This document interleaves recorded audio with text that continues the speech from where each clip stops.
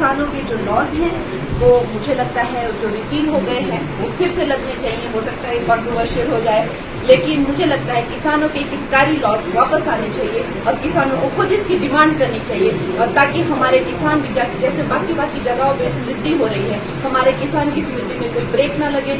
अब जैसे 1 nation 1 election सारे ब्यूरोक्रेसी हो गए, सारे जो हमारे लीडर हो गए हर 2-2 3-3 महीने में इलेक्शन करते रहते हैं, तो देश के विकास में किसान जो है वो मेन हमारा एक पिलर ऑफ स्ट्रेंथ है। तो मैं चाहती हूँ कि वो खुद ऐसी अपील करे कि भाई हमारे जो 3 लॉज जो हमसे जो सिर्फ और सिर्फ कुछ एक राज्यों में जो है उन्होंने उसको लेकर जो है आपत्ति जताई थी, मुझे लगता है कि उनको मैं हाथ जोड़ के उनको विनती करती हूँ कि सब किसानों के हित को ध्यान में रखकर जो है वो लॉज जो है वापस मांगे। किसान है काले कानून आए,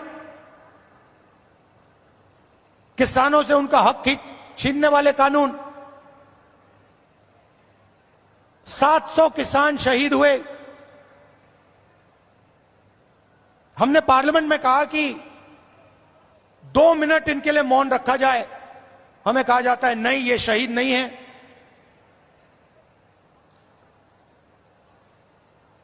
दो लोगों को फायदा पहुंचाने के लिए हिंदुस्तान के सारे स्मॉल और मीडियम बिजनेसेस को खत्म कर दिया।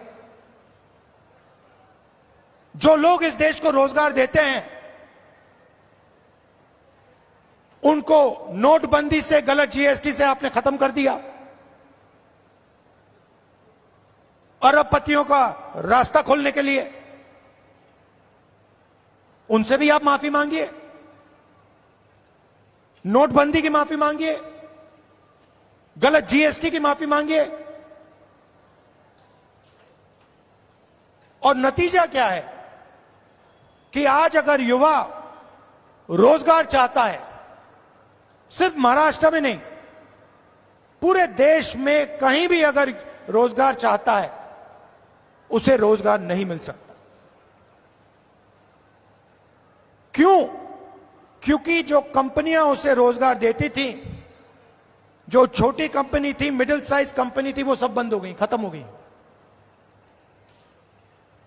भाइयों और बहनों, अंबानी और अदानी इस देश को रोजगार नहीं दे सकते हैं। रोजगार कौन दे सकता है?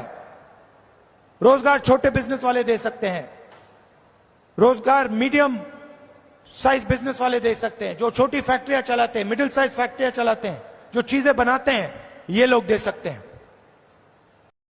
लगता है कंगना राणौत बीजेपी का बेड़ा गर्क कर देगी।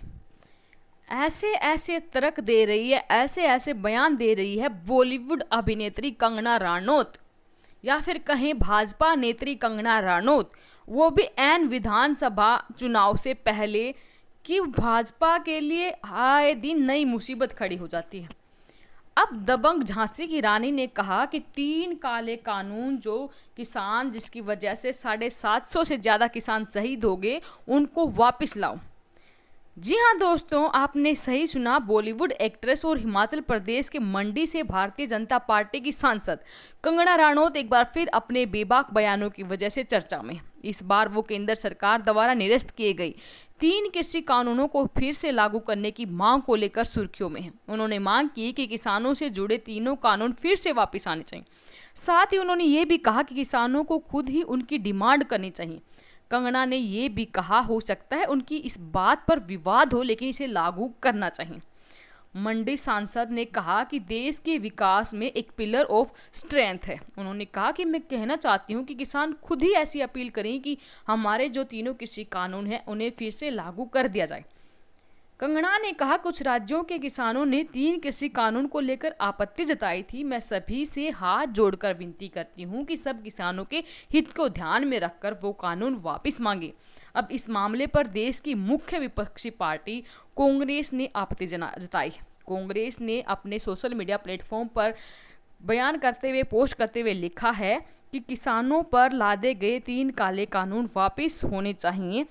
भारतीय जनता पार्टी की सांसद कंगना राणौत ने बयान दिया है।